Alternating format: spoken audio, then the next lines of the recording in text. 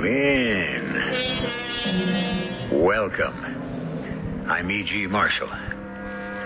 Work, said the great physician, work is the open sesame to every portal, the great equalizer in the world, the true philosopher's stone which transmutes all the base metal of humanity into gold. Yes, work is the true magic that turns the trick. And while most of us pay lip service to that belief, so many of us spend so much time looking for an easier, more pleasant magic. Which is why we have stories like the one you're about to hear.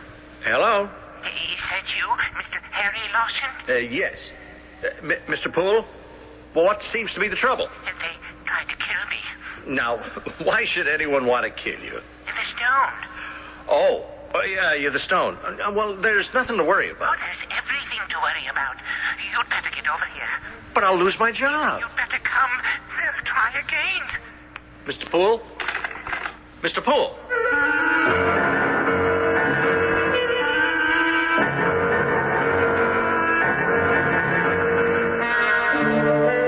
Our mystery drama, The Philosopher's Stone, was written especially for the Mystery Theater by Sam Dan and stars Russell Horton.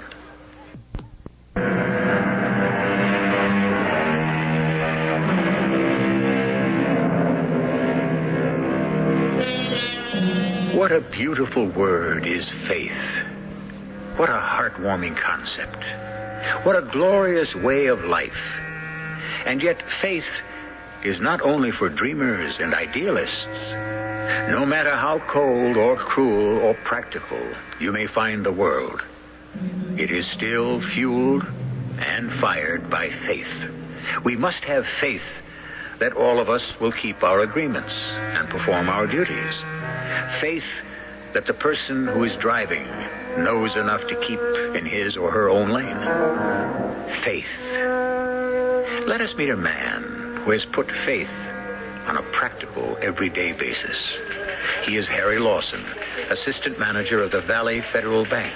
Are you waiting to see me? Are you the person who lends money? Well, it depends on how much you need. Well, I don't need much. Well, then I'm the one you want to see, so would you sit down, please? Thank you.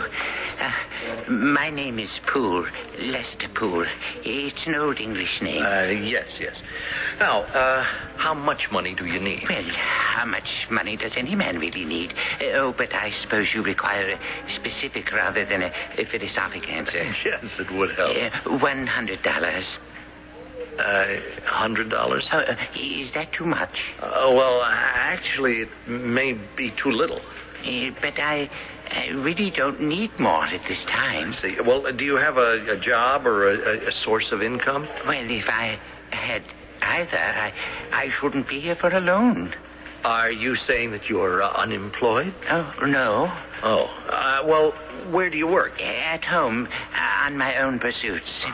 Well, can you put up any collateral? Of what nature? Well, something that is worth $100. Are you saying I have to have $100 before I can borrow $100? Well, I am sorry, but I didn't write the rules. You know, without collateral of some kind... Oh, but I do have collateral, sir. Oh, well, in what form? What is it worth? Well, I suppose you could say it's worth all the wealth in the world. Well, what is it? I have it here in my pocket. I carry it with me at all times. Huh. See? But what is it?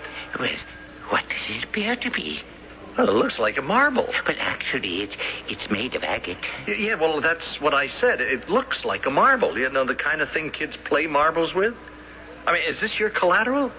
This is worth $100? Well, first, I'll tell you what it is. Then you can tell me what it's worth. Sir, this happens to be the Philosopher's Stone. Oh, no, surely you've heard of the Philosopher's Stone? Well, yes, I think so. It was the most widely sought secret of the ancient and medieval worlds. It could turn base metals into gold. All right. Right here on my desk, my nameplate. A base metal. Turn it to gold and your problem is solved. Oh, well, I can't do it. But you say that thing is the Philosopher's Stone. It is. Well, then why don't you use it? Well, I don't know how. Well, then how can you be sure it's what you claim? You think I'm mad? Sir, I really don't know how I could possibly approve this loan. I do need the money very badly. Well, tell me, how can you be sure that it's the Philosopher's Stone? Oh, sometimes I look into it. I see these cloudy blue and gray colors become misty and dissolve and turn into forms and shapes. Oh, what kind of forms and shapes? Look for yourself. Maybe you can see them, too. Hold it up to the light. Yeah. Do you see anything? Well, I don't know. I'm not sure. Do you see the smoke and the steam? Do you see stone walls of the old alchemist's laboratory? Do you? Well, I don't know. Oh, but I know. I know this is the Philosopher's Stone. But how to use it? I'm sorry I took up your time, sir. Mr. Poole. I'm going to make an exception in your case. I'll lend you the $100. I am going to take a chance on you. But you're not taking any chance at all. Here's the stone. Well, I wouldn't know how to use it either. Here, fill out this form. But I insist you accept this as collateral. Well, oh, all right. Now, this is a 30-day note. No, don't leave it lying around in your desk drawer. Lock it away in your deepest, most secure vault. It'll be safe enough here, Mr. Poole. No, there's blood on that stone. Look at it closely sometime. There are those who would kill for it. Now, just sign the form, and I'll give you your $100, and in 30 days, when you repay the money, you may redeem the stone. But guard it. Please believe me. Guard the stone with your life.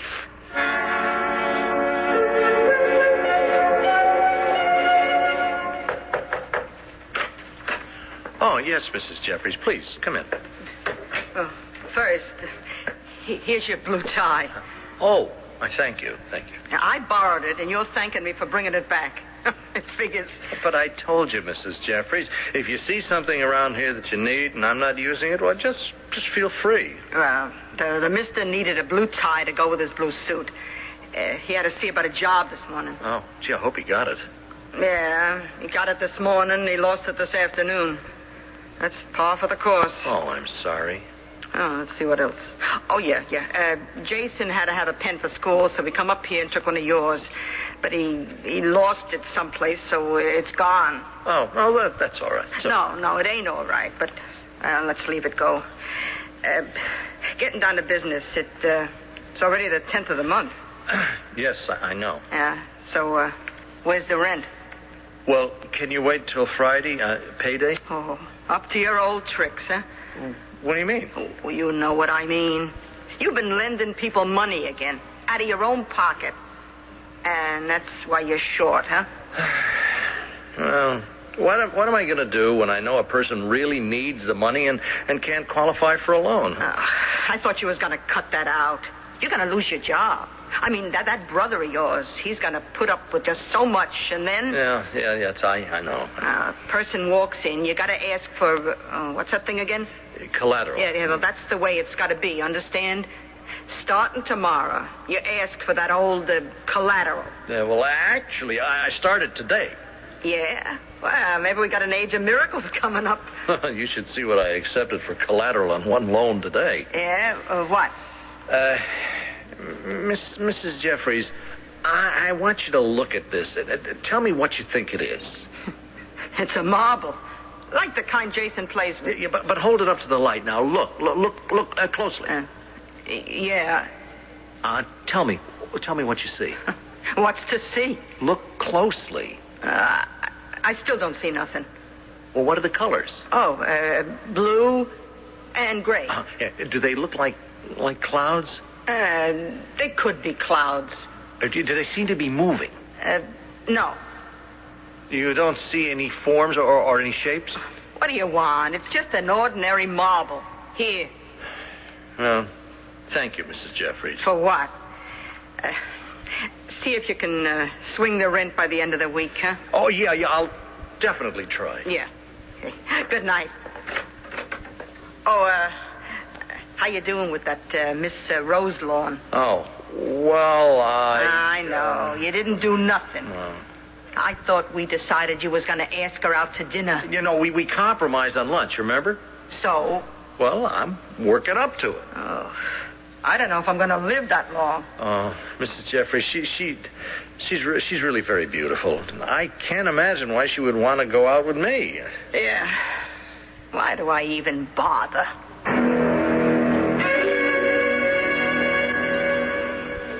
Well, good morning, Miss Roselawn. Oh, good morning, Mr. Lawson. Yes, I understand my brother, Dennis Lawson, he wants to see me. Oh, that's right. Yeah, well, I'd better go in and see him then. Yes, Mr. Lawson. Yeah. Well, it's a very pretty morning, wouldn't you say, Miss Roselawn? Oh, I would say so. Harry, will you come in here? Please, excuse me, Miss Roselawn. Yes, Dennis. And shut the door. Yeah, yes, certainly. Oh, if you'd spend more time on banking business. I merely paused to Sit pass the down. I said yes, Dennis. I promised, Papa. I promised. You'd always have a job in the bank. But you're making it hard for me. Difficult. Impossible.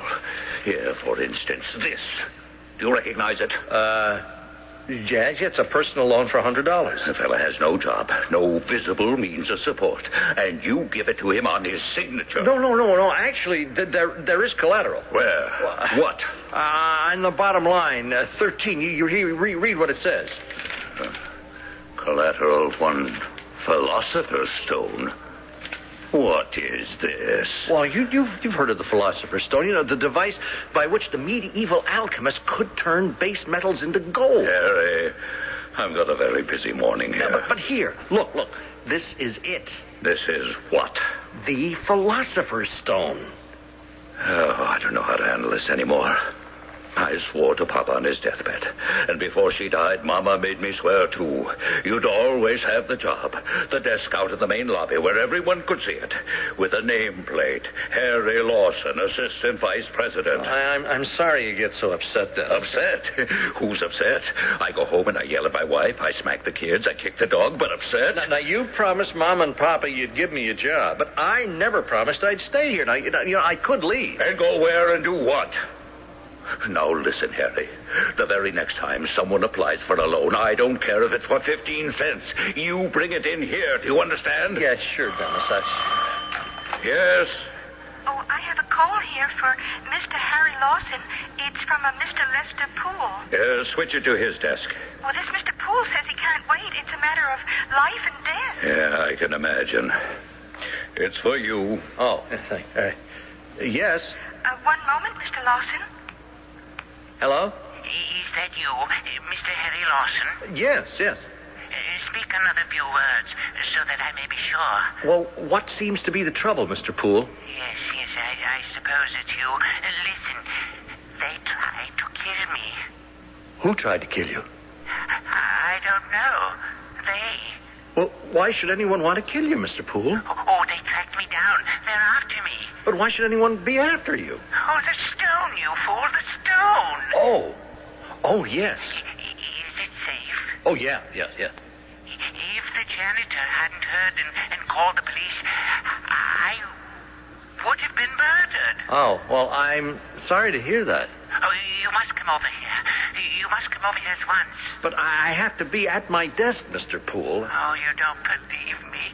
Please, you've got to come over here. Mr. Poole? Mr. Poole? Dennis? Look, Dennis, something has come up. I'm wondering, do you suppose I could take the morning off? You want the morning off? Yeah, well, it does have to do with bank business. Yeah, of course. Go right ahead. Take the morning. Take the afternoon. Take as much time as you need. And don't worry. We'll manage to struggle along here somehow without you.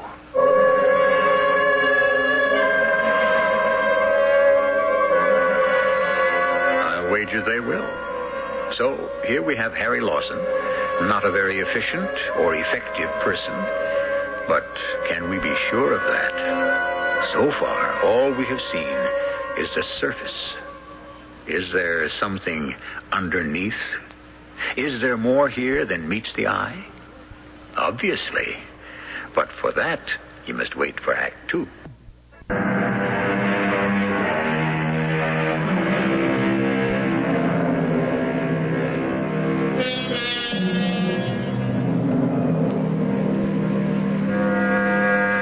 Everyone agrees the unexpected always happens.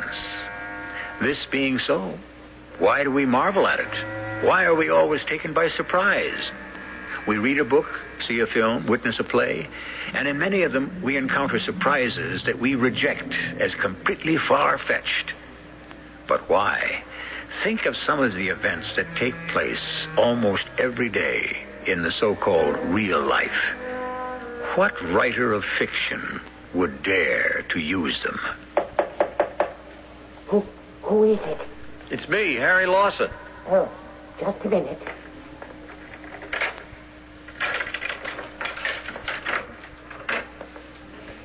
Yes. Come in. Come in quickly. Were you followed? Why should anyone follow me? Where were you? Well, I don't think so. Are you sure? What happened here? Look at this place. All the furniture is knocked around. I told you. They came after me. Who? They wore trench coats and, it must have been stocking masks around their heads. Oh, how many were there? 2, but big husky fellows. What did they do? What they did the last time. Oh, it's happened before. No, they keep tracking me down. They want the stone. You do have the stone? It's right here. Oh, no. No, you didn't bring it with you. Oh, well, you just have to go right back to the bank as soon as possible. That's why I gave it to you as collateral, so that it would be safe. Oh, how fortunate. These fellows thoroughly ransacked the place, as you can see. What can I do for you? This money you lent me, I shall be able to repay it in 30 days. I hope so. At which time I shall reclaim my property, of course. Oh, yeah, you're entitled to it. But you've been quite kind. You trusted me. You had faith in me. I'm really not very smart. Ah, but you are. You are. Oh, thank you, but you don't have to flatter me. Well, you may be very smart without being aware of it. Tell me something. The president of the bank, Mr. Dennis Lawson, he's your brother? Yes. I thought so. He looked too young to be your father. It explains a great deal. Well, just what does it explain? Well, while I was waiting in the lobby to see you, I had a chance to observe the situation in the bank. I saw Mr. Dennis Lawson come out of the office marked President. I saw him glance in your direction. I saw him shake his head sadly. It told me everything. Dennis and I, despite certain... Well, we're quite fond of each other. Really. Here we have 2 brothers. One is tall, outgoing, with a commanding personality, dominating presence. And the other, if you'll forgive my saying so, is slight, shy, retiring, timid. Well, I suppose it's how we were born. And also how you were raised. You were completely overwhelmed by Dennis. Weren't you? Well, I was sickly, and Dennis always looked out for me and took care of me. And did your thinking for you? No, that isn't true. If you say so. Now, look, I came here in the middle of a busy day to see what it was you wanted. I wanted to tell you I was grateful. And a tangible token of that gratitude, I want to tell you that you are free to use the stone while it remains in your possession. Thank you. Now, if you'll excuse me... Oh, no, don't dismiss me so quickly. Let the stone help you. How? I'll tell you how to use it. I thought you said that you didn't know how to use it. Oh, it doesn't work for me. But who's to say it wouldn't work for you? Your business is lending money. Your problem is determining whether the loan is a good investment. True? Yes. Now, the next time that you are asked for a loan, listen carefully to the proposition and look at the stone. Yes? And then what? Oh, that's all. But what's supposed to happen? The stone will tell you. What will it tell me? Well, it will give you some sort of a sign. On the other hand, it may not give you any sign at all. I see. Oh, you still think I'm mad? Well, aren't you? Well, would you feel any better if I told you I was completely sane? Remember, sanity is a kind of madness, too. Now, remember, look at the stone. You promise? All right. I will. And guard it with your life.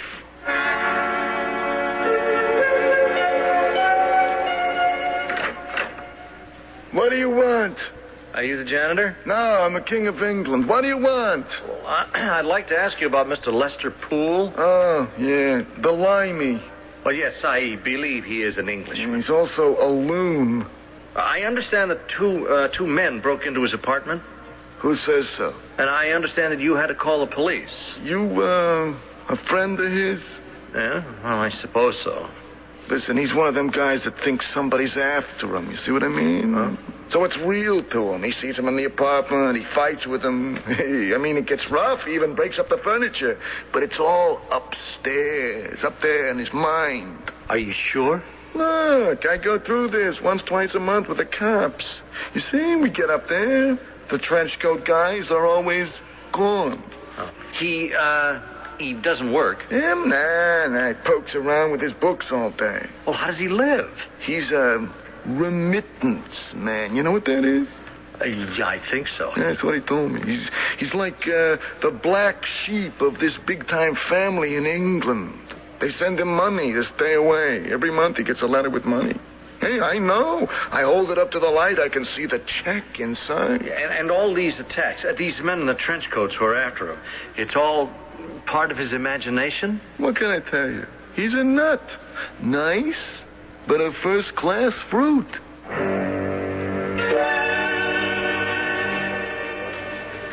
You wish to buy a house and 100 acres where? On Resolute Road. Well, that's way out in the northwest, isn't it?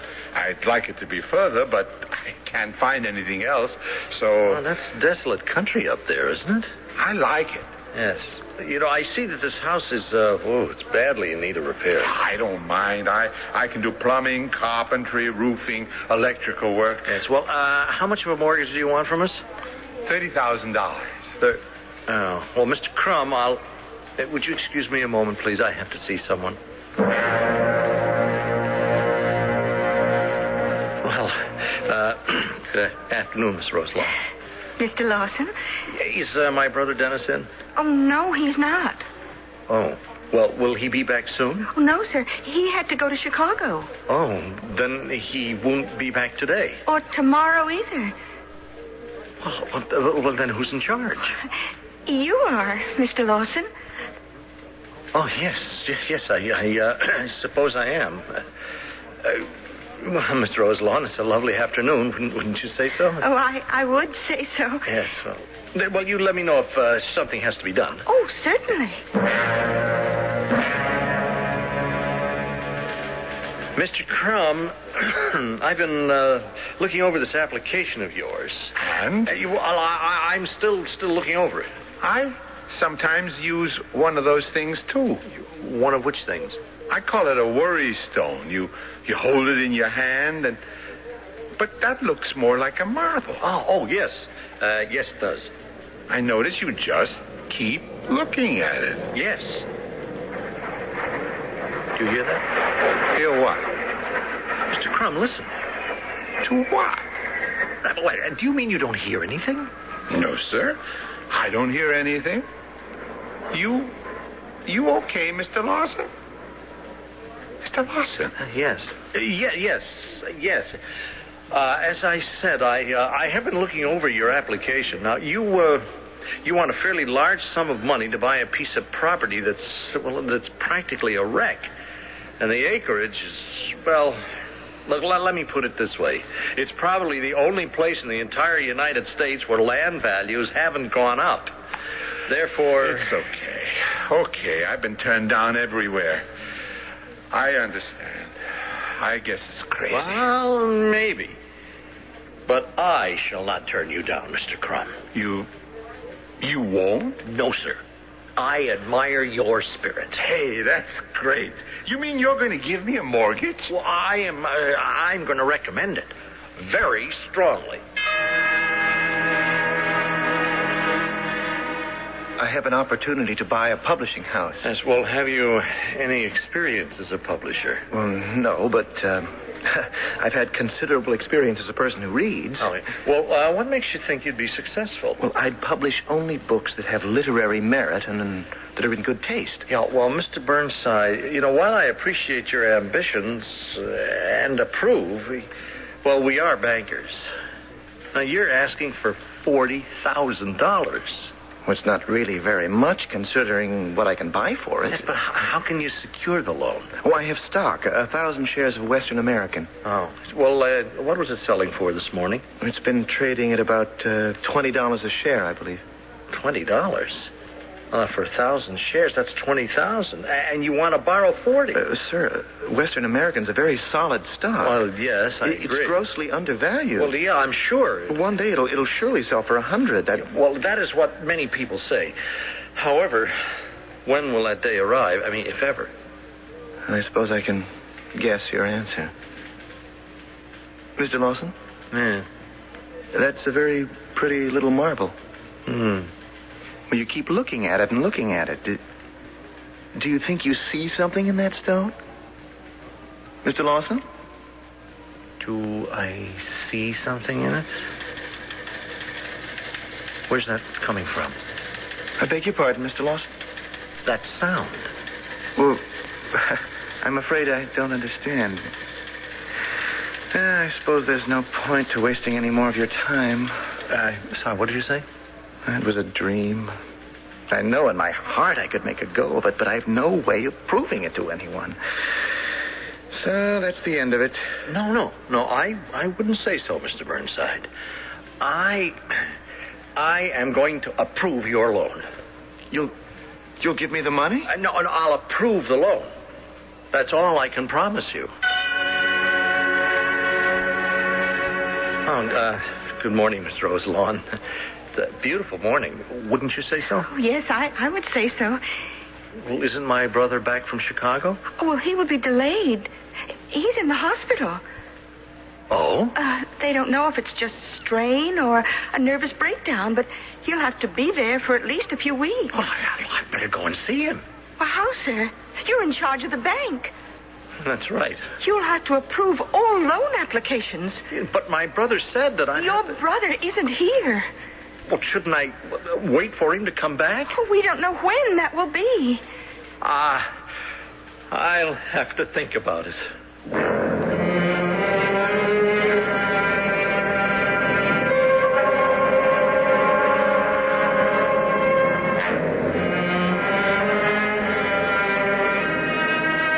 And it's really something to think about.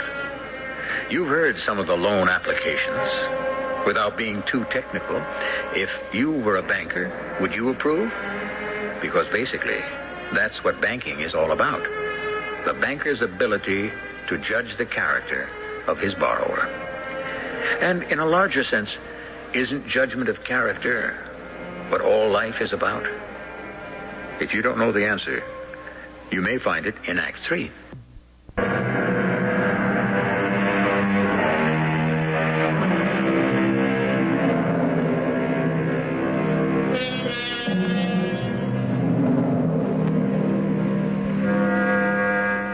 By the early years of the 20th century, trust had become an ugly word. It referred, in the popular mind, to the mammoth monopolies that were bilking the public out of billions of dollars every year. They were called trusts because originally they had been set up as trust companies, presumably because they were supposed to inspire public confidence and trust. But trust, no matter how it may be abused, is still the basic pillar that upholds our social order. Without it, civilized life would be impossible. Mr. Lawson. Mr. Lawson. Oh, yes, Mrs. Jeffries. Oh, are you okay? Yeah, I'm all right. Well, I come up to find out because I didn't hear you leaving for work this morning. Oh. Something wrong? Well, I've been putting it off. You see, Mrs. Jeffries, my brother's away. Yeah, I heard. So this is your chance What chance? to run a bank the way you think it ought to be run. Oh, Mrs. Jeffries. You mean it was all just shooting the breeze, conversation? You didn't mean what you said? Well, we say a great many things. Oh, you got no business saying what you don't mean. You're the one who said banks should give people the opportunity to become something better. A bank should bet on a person's integrity. You did say that. Yes. Did you mean it? Well, I did at the time, but now I am not so sure. Well, why were you so sure then? Because I had no opportunity. I mean, I had no authority to put those ideas into actual practice. Well, now with Brother Dennis out of the way, you do. Yes. I'm afraid. Well, it's always good to be a little bit afraid. Meanwhile, you better go to work. Well, I suppose there's no way out of it. Still scared of Brother Dennis, huh? Yes. You want to be scared of him for the rest of your life? No. Good. How are we doing with that Miss Rose Lawn? Oh, well, I haven't asked her. Why not? I think I'd die if she turned me down. Look, you won't die, and it'll be her loss. Just look her in the eye and say, let's go out to dinner. Maybe lunch? Just do something.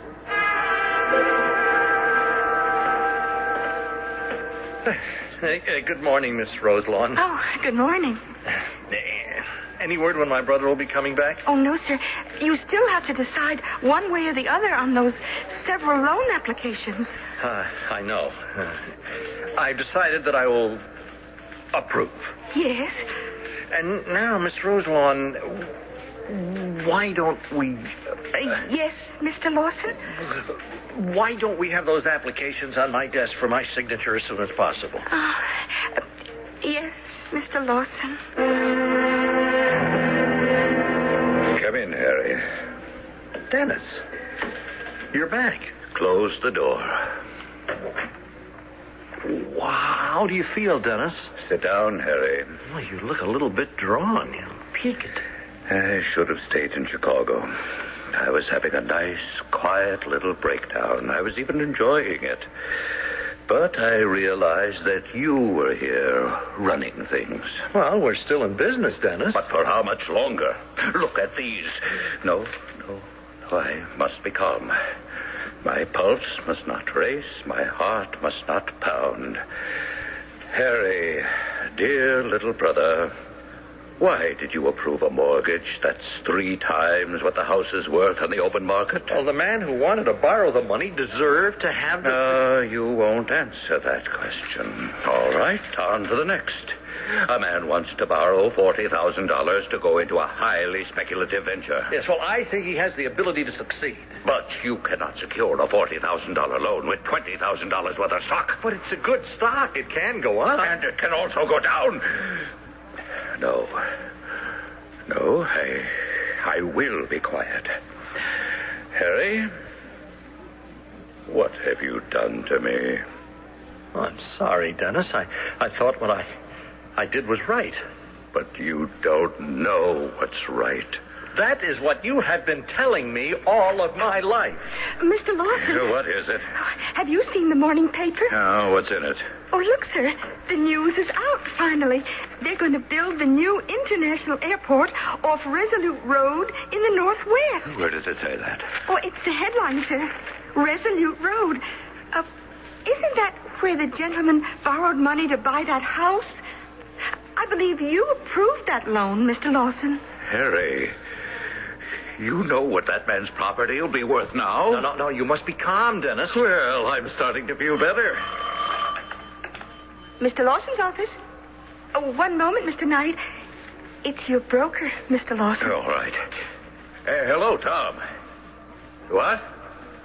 Am I sorry I didn't buy it when you told me to? Buy what? They did. Oh. And you say it's still a bargain at 40. I'll call you back. Dennis, what's wrong? Wrong. That stock. The fellow used to pledge the loan, this Western American, they just found oil. The stock's going wild. Harry, how did you do it? What do you know? Tell me. I told you. It's the stone. It's the Philosopher's Stone. No jokes. No, it's true. Oh, I should have known better. Why did I even bother to ask? I'll tell you. In your own quiet way, all these years, you read, you studied, you observed. Didn't everybody know we had to build another airport? Where else could it go except in the Northwest along Resolute Road? And Western American, the most soundly managed company in the world. Everybody knew how undervalued the stock was. Oh, Harry, you're a genius. But, Dennis, Go out there. Run the place. Yes. Now, for what purpose do you wish to make this loan? Well, I want to buy out my partner. I see. But he's older than I am, but that doesn't mean he's smarter, does it? Would you excuse me a moment? Mm-hmm. Now, where's that? Is something wrong, Mr. Lawson? No, listen, could you come back in an hour or so? No, just come back later.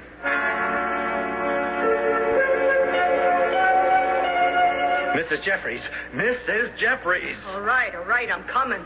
You don't have to keep yelling like that. Come in here. Well, what's the problem? Mrs. Jeffries, now, you know that marble I showed you, the blue and gray marble? So? So, where is it? I take it to work with me every morning. Why do you take a marble to work with you every morning? But this morning I forgot. Oh, yeah, I remember now. It was right here where I always keep it on the dresser. I need that marble. Never in all my life since you've been living here did I ever see you get excited. I have to have that marble. Now, it was put up as collateral for a loan which will be repaid on the 1st. And then the borrower will claim it. Oh, you ain't running a bank. It's a nut house. Please, have you seen that stone? Now that you mention it, I give it to Jason. You gave it to Jason? Well, he was going to play in a marbles tournament, and I thought it would be a winner, but I was wrong. It was a loser. A loser? He lost it. To whom? I don't know. He don't know. There were kids there from all over the city. Mrs. Jeffries. All right. No problem. I'll get it back for you, huh? You've got to. You must. Yeah. You just sit here. Don't do nothing. Don't go nowhere. Just sit here.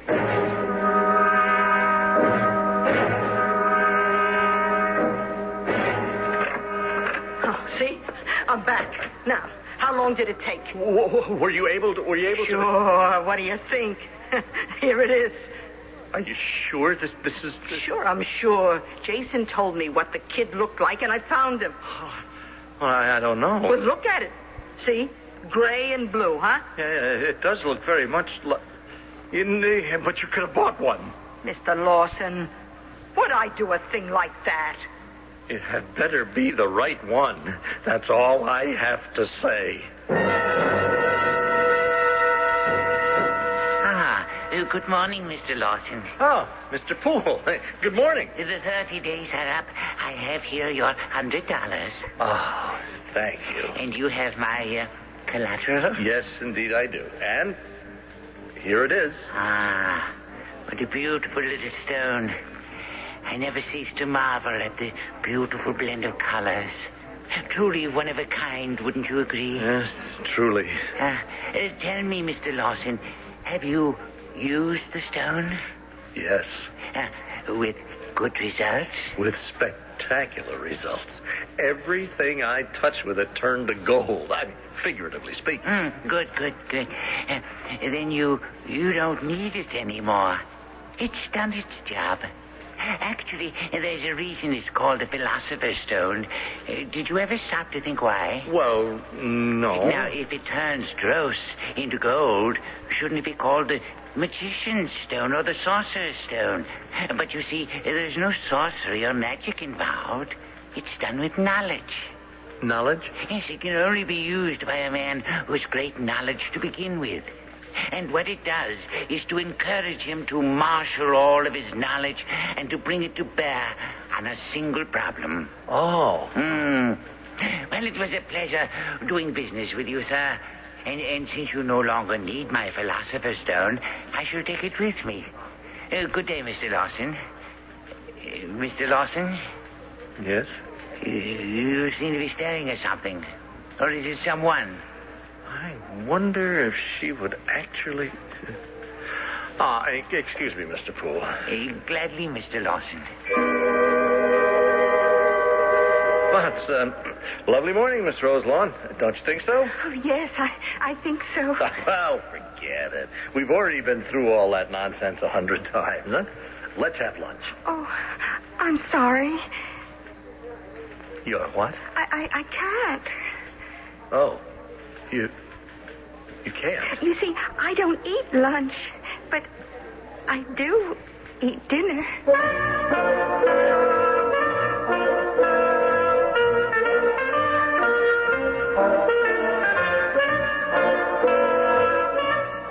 Of course. And they did. And I'm sure they had many dinners from that point on. And then they included breakfasts. A question you really want to ask me, and I can tell, is, did Mrs. Jeffries actually recover the real stone, or did she simply buy another that resembled it? I don't know. Even if I could ask her, would I believe her? I'll be back shortly.